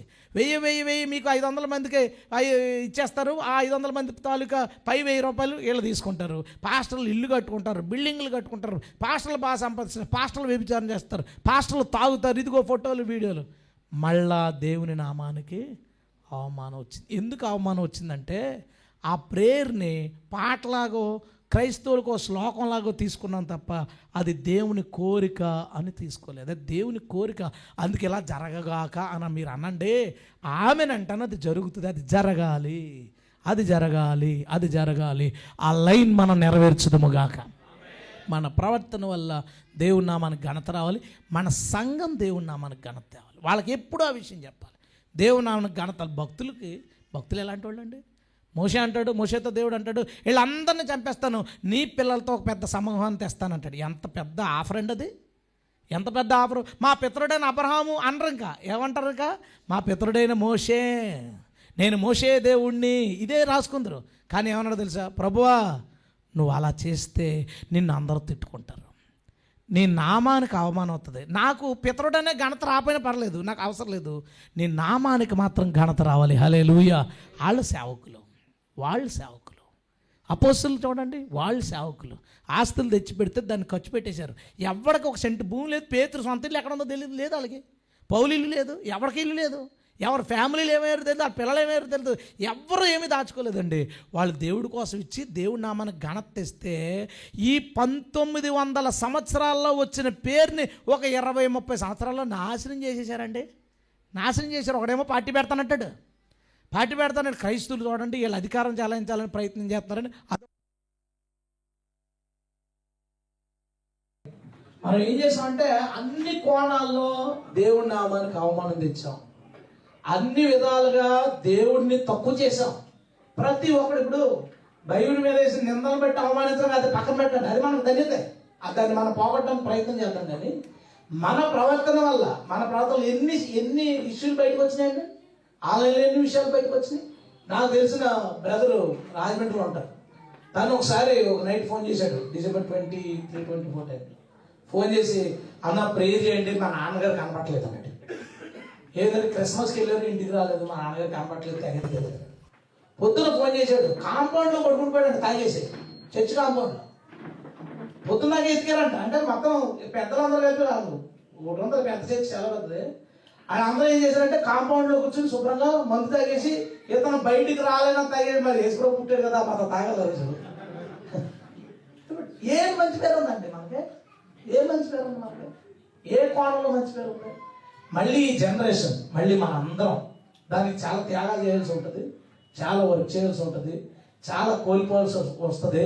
కానీ దేవుడు కోరిక తీరుతుంది. హల్లెలూయా. దేవుని నామం మళ్ళా జెండా ఎగరేయాలి ఇక్కడ. హల్లెలూయా. క్రైస్తవులు మంచివారు, వాళ్ళు ఏ జాబుల్లో పెట్టేసినా మంచివాళ్ళు. క్రైస్తవులు చాలా మంచి వాళ్ళు మాట రావాలి. క్రైస్తవులు ఇంటి ముందు బోర్డు ఉంటుంది, క్రైస్తవులకే ఇస్తాం. తెగ ఫీల్ అయిపోతుంటారండి, అవుతారు. ఒకసారి ఒక పాస్టర్ అన్నారు బ్రదర్ నాతో, నేను మా ఇంటి ముందు బోర్డు పెట్టానంటే క్రైస్తవులకి ఇస్తాను అని. నా మనసుకి అది నచ్చలేదు. ఎందుకు నచ్చలేదు అంటే, ఏమన్నా మనం టూలెట్ కోసం తిరుగుతున్నప్పుడు, హౌస్ కోసం క్రైస్తవులు తిరుగుతున్నప్పుడు, మీరేం చేస్తారని అడుగుతారు, పలానా అని చెప్తాం. మీరేంటండి అని అడుగుతారు, క్రైస్తవులు అని చెప్తారు. క్రైస్తవులకి ఇవ్వమండి అంటాం. బాధపడతామా? మరి మేము హిందువులకి ఇవ్వమంటే వాళ్ళు బాధపడరా? ఏం తేడా ఉంది? ఏం తేడా ఉంది? మనం ఇష్టం ముక్కులేదు వేయొద్దని మాకు కొంచెం ఇబ్బంది. మీరు ఉండండి ఉంచి వాళ్ళ సువార్త చేతి ఎదకూడదు అంటే, మన నెంబర్ కూడా పెరిగితే, నేను మాట చెప్పగలను, మన నెంబర్ కనుక ప్రెజెంట్ జనరేషన్ నెంబర్ కనుక క్రిస్టియానిటీ నెంబర్ పెరిగితే, అన్యుల కంటే దారుణమైన వివక్ష మనం చేస్తాం. దారుణమైన వివక్ష మనం చేస్తాం. ఒకసారి ఉప్పాడ మీటింగ్కి వెళ్ళాం. ఉప్పాడలో 90%, 80% క్రిస్టియన్స్ ఉంటారు, ఒక 10-20% హిందూస్ ఉంటారు. మీటింగ్ జరుగుతుంది. ముందు ఒక ఆయన స్పీకర్, తర్వాత నేను. ముందు ఆయన పావుగంట ఇచ్చే టైము ఆయన తీసుకుని ఆ లోకల్ సంబంధించిన తిడుతున్నాడండి హిందూ దేవుల్ని, హిందువుల్ని. నేను అన్నాను, ఏంటంటే ఇలాగనే జరిగిందంటే, ఎక్కడ ఎవడో నోరేస్తారండి, ఇక్కడ అందరూ మనవాళ్ళే అన్నాడు. అలాంటి వాడువా మనం? ఈరోజు ప్రాబ్లం వస్తుంది కదా అని మనం వాళ్ళని హర్ట్ చేయకుండా మంచిగా మాట్లాడుతున్నావా? ప్రాబ్లం రాదు, ఎవడో నోరేస్తారంటే మనం వాళ్ళకంటే దారుణమైన మనుషులు అనమాట. ఆ విన్న హిందూస్ ఎంత బాధపడతారండి. నా బయట నెక్స్ట్ నేను ప్రసంగి నేను అనుకుని నన్ను కూడా ఎవడం తర్వాత లేనే జస్ట్ జోక్. కానీ విషయం చూడండి, అంటే మన నెంబర్ పెరిగితే మనం అలా ఉంటాం. ఇప్పుడు కొన్ని దేశాలు అంటే క్రైస్తవ దేశాలు ఎంత స్వేచ్ఛ ఉంటుందో తెలుసా? ఒక వ్యక్తికి జాబ్ ఇచ్చేటప్పుడు అతను మతం అడగరు, వాళ్ళకి ఇల్లు రెంట్కి ఇచ్చేటప్పుడు వాళ్ళు మతం అడగరు. ఎందుకు అడగరు అంటే, అది దాన్ని పెట్టుకుని ఒక వ్యక్తిని పక్కన పెట్టడం అది వివక్ష అవుతుంది. ఆ వివక్షను దేవుడికి ఇష్టం లేదు. ఆ వివక్ష దేవుడికి ఏంటి? దేవుడు ఏ వివక్ష ఇస్తాడంటే, నువ్వు వెళ్ళి వాళ్ళతో కలిసిపోయి పాడవకు, వాళ్ళతో కలిసి ఉండాలి మార్క్స్ తప్ప, వాళ్ళతో కలిసి పాడవకు. ఆ వివక్ష ఉంటుందేమో తప్ప. అంటే మన అందరము చిన్న నుంచి పెద్ద వరకు అనేక కోణాల్లో దేవుడి నామానికి అవమానం తెచ్చాను. నేను బిలీవర్ ఉన్నప్పుడు కృష్ణవేణి మా క్లాస్మేట్ ఫ్రెండ్ ఉంటాను, వాళ్ళ ఇంట్లో ఏదో పెళ్ళి. నేను ప్రభు నమ్ముకున్నాను. ఫస్ట్ క్రిస్టియన్ మ్యారేజ్ నేను చూసింది. నేను చాలా ఇంట్రెస్టింగ్ వెళ్ళిపోయి, మా వాళ్ళు అందరూ ఫ్రెండ్స్ కాబట్టి అందరూ వెళ్ళిపోయారు పెళ్ళి. వెళ్ళిపోతే అది బైబిల్ మిషన్ పెళ్ళి. బైబిల్ మిషన్ పెళ్ళి అంటే 100% పంతుల ప్లేస్లో పాస్టర్ తప్ప, అన్ని వాళ్ళు జరుగుతుంది నాకు తెలియదు. అది మాత్రం దిగిపోయింది. ఎందుకంటే నేను హిందువుని అప్పుతాక, హిందువుని గుళ్ళ పెళ్ళికి వెళ్ళి అట్టుపడితో పంతులు కొట్టేవాళ్ళు ఎక్కడారు కదా. అచ్చు సేమ్ ఇదే జరుగుతుంటే వీళ్ళందరూ నాతో అంటారు, ఏంట్రా ఇది కూడా మీది కూడా మాదాల్లాగే ఉందంటే, అదే షార్ట్ఫిల్మ్లో పెడతారు. అదేం క్రియేట్ చేసిన సీన్ కాదు, నేను అనుభవించాను. ఇప్పుడు వాళ్ళకి ఏం గౌరవం ఉంటుంది క్రిస్టియానిటీ మీద? ఏం గౌరవం ఉంటుంది? వీళ్ళు ఒక ప్రత్యేకమైన వాళ్ళు, వీళ్ళు మనలాంటి వాళ్ళు కాదు, వీళ్ళ పద్ధతి వేరు ఉంటుంది, వీళ్ళ విధానం వేరు ఉంటుంది అని ఎక్కడ మనం చూపించాం? మనం ఏం చేద్దామంటే, మనం సేవకులు అయ్యాం కాబట్టి ఎల్లు నుంచి మన పని ఎక్కడ మనం చేసినామో అవమానపరచబడకూడదని దేవుని స్తోత్రం. అలాంటి అవమానపరిచే వాళ్ళు ఎవరైనా ఉంటే వాళ్ళని మాత్రం మనం ప్రయత్నం చేద్దాం. ఎందుకంటే వాళ్ళు ఏదో రోజు అవమానం చేస్తారు. నేను ఒక మినిస్ట్రీ చేసేవాడిని, మళ్ళీ స్టార్ట్ చేస్తాను తప్ప. ఆ మినిస్ట్రీ ఏంటంటే లెటర్స్ రాయడం. ఏ సేవకుల కోసమన్నా నాకు ఏదన్నా బ్యాడ్గా తెలిస్తే, ఏ విశ్వాసకన్నా తెలిస్తే, ఏదో ఒక పేరుతో లెటర్ రాసి పర్సనల్గా పంపించాను. అలా పంపించడం వల్ల జరిగిన కార్యాలన్నీ నేను ఇప్పుడు చెప్పకూడదు, చెప్తే నేను చాలా దొరికిపోతాను. అవన్నీ సీక్రెట్ విషయం. కానీ ఎన్ని జరిగినాయి అంటే ఎంతో మందిలో ఒక గొప్ప మార్పు తీసుకురాగలిగారు. దేవుడి స్తోత్రం. అంటే పర్సనల్గా వాళ్ళ దగ్గరికి వెళ్తుంది. దానివల్ల ఏంటి అంటే వీళ్ళు చేసిన చెడ్డ పనులు రేపు బయటికి రావు కదా, వాళ్ళు మారుతారు కాబట్టి అవి బయటికి రావు. దానివల్ల ప్రభు నామానికి అవమానం రాకుండా ఉంటుంది. ఇది మన అందరి మనసులో ఉండాలి. దేవా, నీ నామానికి అవమానం రాకుండా చేసే బాధ్యత నాది. దేవుడి స్తోత్రం. ఎందుకంటే ఫస్ట్ రిక్వెస్ట్ ఏంటంటే దేవుడు నీ నామం పరిశుద్ధపరచబడుతుంది కాక. రెండోది ఏంటంటే ఈ రాజ్యం వచ్చినాక ఎవరు తెస్తారు? దేవుడి రాజ్యాన్ని భూమి మీదకి ఎవరు తెస్తారు తెలుసా? మళ్ళీ సేవకులే తెస్తారు. ఎవరు తెస్తారంటే వాక్యం పంపబడని ఎడల ఎలా వింటాడు? వినని ఎడల కూడా విశ్వాసం ఎలా వస్తుంది? విశ్వాసం లేని ఎడల ఒక ఆత్మగా పొందుకుంటాడు. ఒకడు వినాలి, విశ్వసించాలి, ఆత్మ పొందుకోవాలి. అప్పుడు కదా రాజ్యం అవుతాడు. రాజ్యం ఎవరి ద్వారా వస్తుందో తెలుసా? పంపబడిన వారి ద్వారా. దేవుడు మనల్ని ఎందుకు పంపించాడో తెలుసా? దేవుడి కోరికైన ఆయన రాజ్యం భూమి మీద స్థాపించడం. దేవునికి స్తోత్రం. నెంబర్ 3 ఏంటో తెలుసా? నీ చిత్తం పరలోకమందు జరిగినట్లు భూమి మీదను జరుగును గాక. దేవుడు ప్రతి దాని గురించి పరలోకాలు అనుకుంటాడట. అందుకే ఇలా అన్నాడు, నీ ఎడల నాకున్న తలంపులు బహు విస్తారములు. అవి లెక్క పెట్టాలంటే అది సాధ్యం కాదు. భక్తులు చెప్తున్నారు కాబట్టి నా మీద నీకున్న తలంపులు బహువిస్తారు. ఎస్, ప్రతి ఒక్కరి విషయంలో దేవుడికి ఎన్నో ఆలోచనలు ఉంటాయి. ఆ ఆలోచనలు విశ్వాసులకి ఎవరు చెప్తారు? దేవుడి ఆలోచనలు విశ్వాసులకి ఎవరు బయలుపరుస్తారంటే మరలా దేవుని సేవకులే. దేవునికి స్తోత్రం. మనమే ఆ మొదటి 3 లైన్లు నెరవేర్చాలి. దేవుడి కోరికలై ఆ 3 ఆనాటి సేవకులు నెరవేర్చాలి. మీరు కూడా మీ విషయంలో దేవుడికి చిత్తం ఉంటుంది, దేవుడికి ఆలోచన ఉంటుంది. దాన్ని నెరవేర్చాల్సిన బాధ్యత మీ మీద ఉంటుందని మీ విశ్వాసాన్ని ప్రోత్సహించండి. అంతకంటే ముఖ్యంగా నీ జీవితంలో ప్రతి అడుగులో దేవుని చిత్తం నువ్వు నెరవేరిస్తే అదే వాళ్ళకి మాదిరి అవుతుంది. దేవునికి స్తోత్రం. ఏదైనా కానీ ఏదైనా. ఇందాక ఒక చిన్న కరెక్షన్ తేజ మాట్లాడుతున్నప్పుడు మన క్యాస్ట్లో చేసుకోకూడదని నేను అనుకున్నాను. ప్రభా నేనేమంటానంటే అది కూడా అనుకోకు. ప్రభా నీవు ఏమనుకుంటే అది చెయ్యి. అది మన క్యాస్ట్లో అయినా ఏ క్యాస్ట్లో అయినా అది దేవుని చిత్తానికి మళ్ళీ మనం ఒక అడ్డు పెట్టంటే కదా. ప్రభు చిత్తాన్ని మళ్ళీ ఒక అడ్డు పెట్టేసాం. అలాగా నువ్వు ఏమనుకుంటే 100% అది నా జీవితంలో, నా పిల్లల జీవితంలో చెయ్యని విశ్వాసి ప్రార్థన చేయాలంటే దానికి నువ్వు పని చేయాలి. దేవుని స్తోత్రం. మన 3టిని నెరవేర్చడానికి, దేవుని యొక్క కోరికలు 3 నెరవేర్చడానికి, విశ్వాసం రక్షణలో నడిపించి ఆత్మచేత నింపబడేలా చేయడానికి, దేవుడి నామానికి వాళ్ళకి ఘనత తెచ్చేలా వాళ్ళ డ్యూటీస్లో మీరు పని చేస్తున్నారు. కష్టపడి పని చేయండి. నేను చెప్తాను నా విశ్వాసకి, నీవు కూలి పనికి వెళ్ళావు, అక్కడ ఆట ఆడకో, పని చేయి, కష్టపడి. నువ్వు ఆట ఆడి సంపాదిస్తే డబ్బులు అందులో నాకు ఇవ్వద్దు, అది అన్యాయ సొమ్ము.